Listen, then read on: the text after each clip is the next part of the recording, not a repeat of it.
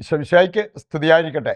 ആത്മീയഭോജ്യത്തിൽ നാം ഇന്ന് ചിന്താവിഷയമാക്കുന്നത് വളരെ പ്രധാനപ്പെട്ട ഒരു വിഷയമാണ്. സ്നേഹിതരെ പോലും ഓടിച്ചു കളയുന്ന ഒരു 5 കാര്യങ്ങളെക്കുറിച്ച് വചനം നമ്മെ പഠിപ്പിക്കുന്നുണ്ട്. ഈ 5 കാര്യങ്ങൾ ഉപേക്ഷിക്കാതെ, എനിക്ക് കൂട്ടുകാരില്ല, എന്നെ ആരും മനസ്സിലാക്കുന്നില്ല, സ്നേഹിക്കുന്നില്ല, അംഗീകരിക്കുന്നില്ല എന്നൊക്കെ പരാതി പറഞ്ഞിട്ട് എന്ത് കാര്യം? കൂട്ടുകാരുണ്ടാകണമെങ്കിൽ ഈ 5 കാര്യങ്ങളെ നമ്മുടെ ജീവിതത്തിൽ നിന്ന് മാറ്റി നിർത്താനായിട്ട് നമുക്ക് സാധിക്കണം. അതിൽ ഒന്നാമത്തെ കാര്യം സ്വാർത്ഥതയാണ്. ബാക്കി 4 കാര്യങ്ങൾ മനസ്സിലാക്കാൻ നമ്മൾ ഒരു വചനം എടുത്താൽ മതി. പ്രഭാഷകൻ 22:22. അതിലേക്ക് പോകുന്നതിന് മുമ്പ് ചില ജീവികളുടെ പ്രത്യേകത മനസ്സിലാക്കിയിരിക്കുന്നത് നല്ലതാണ്. അതുപോലെ ചില പ്രത്യേകതയുള്ള മനുഷ്യരുമുണ്ട്.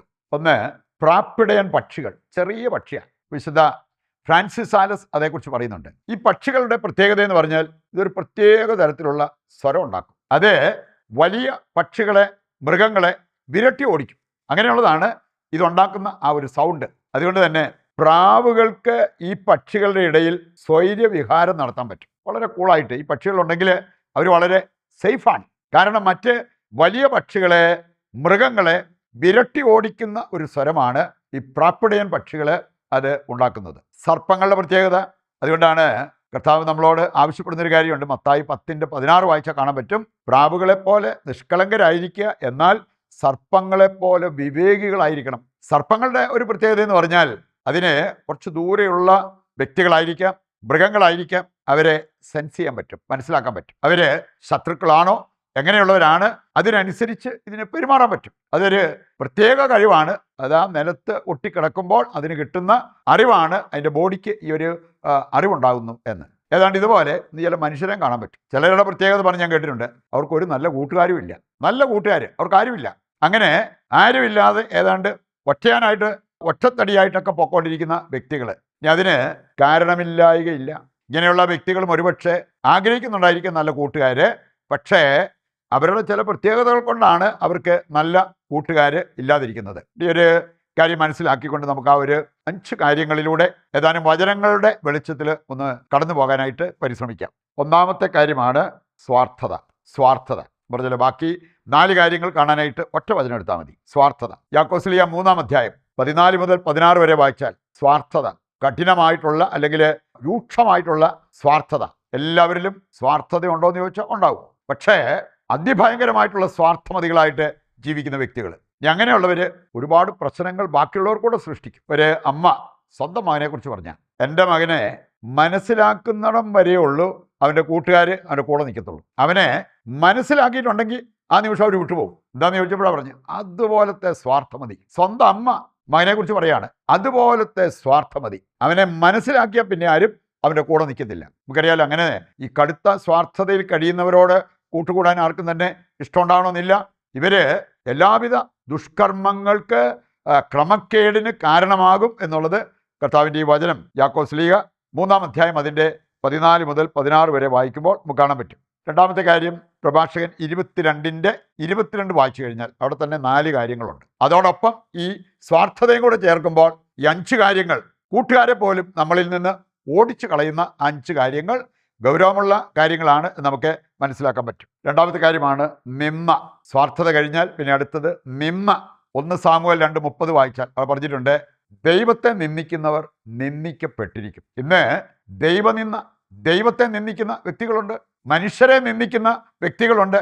അവര് നിന്ദിക്കപ്പെടും എന്നുള്ളത് കർത്താവിൻ്റെ വചനം നമ്മെ ഓർമ്മിപ്പിക്കുകയാണ്. വിശുദ്ധ അഗസ്തീനോസ് അഹങ്കാരത്തെ നിർവചിക്കുന്നത് എങ്ങനെയാണ് എന്നുള്ളത് മനസ്സിലാക്കിയിരിക്കുന്നത് നല്ലതാണ്. അദ്ദേഹം പറയുന്നത്, അഹങ്കാരം എന്ന് പറഞ്ഞാൽ ദൈവനിന്ദനത്തോളം എത്തുന്ന സ്വയം സ്നേഹം. പക്ഷെ നമ്മൾ ചിന്തിക്കാത്ത രീതിയിലാണ് ഈ ഒരു വിഷയം ഈ വിശുദ്ധൻ അവതരിപ്പിക്കുക. അഹങ്കാരം എന്ന് പറഞ്ഞാൽ ദൈവനിന്ദനത്തോളം എത്തുന്ന സ്വയം സ്നേഹം. അതിൻ്റെ നേരെ വിപരീതമാണ് എളിമ. സ്വയം നിന്ദനത്തോളം എത്തുന്ന ദൈവസ്നേഹം. അതുമൂലം നമ്മുടെ ജീവിതത്തിൽ വരുന്ന നഷ്ടം നമ്മൾ തിരിച്ചറിയണം. സംഖ്യയുടെ പുസ്തകം 16:30 വചനം എടുത്താൽ അവിടെ പറഞ്ഞിട്ടുണ്ട്, കോറഹും അവൻ്റെ കൂടെ ഉണ്ടായിരുന്ന കുറെ വ്യക്തികൾ നിന്ദിച്ചവര് ദൈവത്തെ നിന്ദിച്ചു, മോശയെ നിന്ദിച്ചു. അങ്ങനെയുള്ളവർക്ക് പറ്റിയത് എന്താണെന്ന് അവിടെ പറഞ്ഞിട്ടുണ്ട്. ഭൂമി വാവിളർന്ന് അവരെ അങ്ങ് സ്വീകരിച്ചു. നിന്നവർക്ക് കിട്ടിയ ശിക്ഷ ചെറുതായിരുന്നില്ല എന്നുള്ളത് നമ്മൾ തിരിച്ചറിയണം. മൂന്നാമത്തെ കാര്യമാണ് ധിക്കാരം. ഇത് കൂട്ടുകാരെ പോലും നമ്മളിൽ നിന്നും ആട്ടി ഓടിക്കും. ധിക്കാരം. യെശയ്യാ 1:20 വായിച്ചാൽ അവിടെ പറയുന്നുണ്ട്, ധിക്കാരം തുടർന്നാൽ നീ വാളിനിരയായി തീരും. അനുസരിക്കാനാണ് നീ തയ്യാറാകുന്നെങ്കിൽ രക്ഷ നിനക്ക് കൈവരും. 2 രാജാക്കന്മാർ 19:28 വായിക്കുമ്പോൾ അവിടെയുണ്ട്, നിന്റെ ധിക്കാരം ഞാൻ കണ്ടു. അതിനുള്ള ശിക്ഷ കർത്താവ് പ്രഖ്യാപിക്കുകയാണ്. എൻ്റെ കൊളുത്ത് നിന്റെ മൂക്കിലും കടിഞ്ഞാൺ നിന്റെ വായിലുമിട്ട് നീ വന്ന വഴിയെ നിന്നെ തിരിച്ചോടിക്കും. ധിക്കാരം അഹങ്കാരവുമായി ബന്ധപ്പെട്ട് കിടക്കുന്ന ഒരു കാര്യമാണ്. അതിനുള്ള ശിക്ഷ ചെറുതായില്ല എന്നുള്ളത് വചനം നമ്മെ ഓർമ്മിപ്പിക്കാൻ. വിലാപങ്ങൾ 1:20 വചനം വായിച്ചാൽ അവിടെ പറഞ്ഞിട്ടുണ്ട്, ധിക്കാരം വിയോഗ ദുഃഖം വളർത്തും. മരണത്തിന് പോലും അത് കാരണമാകും. ഒരുപക്ഷെ നമ്മുടെ ആയിരിക്കാം, അല്ലെങ്കിൽ കുടുംബത്തിൽ ഉള്ളവരുടെ ആയിരിക്കാം. സംഖ്യ 16:49 വായിക്കുമ്പോൾ അവിടെ ഒരു സൂചനയുണ്ട്. 14,700 പേര് മരിച്ചതിൻ്റെ കാരണം ധിക്കാരം, ദൈവജനത്തിൻ്റെ ധിക്കാരം. അത് വെടിയാൻ നമ്മൾ തയ്യാറാകണം, ഇല്ലെങ്കിൽ അപകടമാണ് എന്നുള്ളത് തിരിച്ചറിയണം. 4-ാമത്തേതാണ് രഹസ്യം പരസ്യമാക്കുന്നത്. അങ്ങനെയുള്ളവർക്ക് പ്രതീക്ഷയ്ക്ക് വകയില്ല എന്നുള്ളത് കർത്താവിൻ്റെ വചനം കൃത്യം നമ്മളെ പഠിപ്പിക്കുന്നുണ്ട്. പ്രഭാഷകൻ 27:21 വായിച്ചാൽ മതി. 27:21 രഹസ്യം പരസ്യമാക്കുന്നവർക്ക് പ്രതീക്ഷയ്ക്ക് വകയില്ല.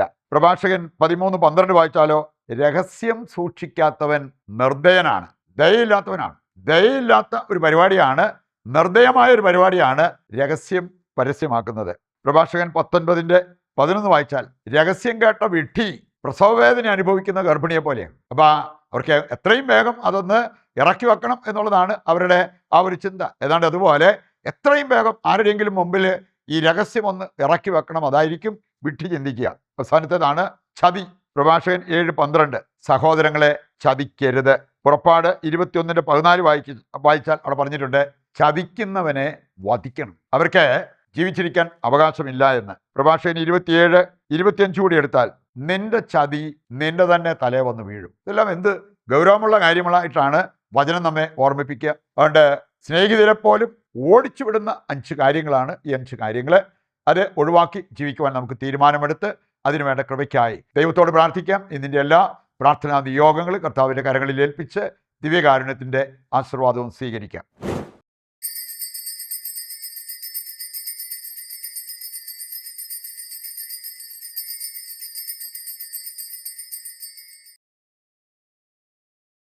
ഈശോമിശിഹായ്ക്ക് സ്തുതിയായിരിക്കട്ടെ. മറ്റൊരു എപ്പിസോഡുമായി നാളെ വീണ്ടും നമുക്ക് ഒന്നിക്കാം. ദൈവം നിങ്ങളെ സമൃദ്ധമായി അനുഗ്രഹിക്കട്ടെ.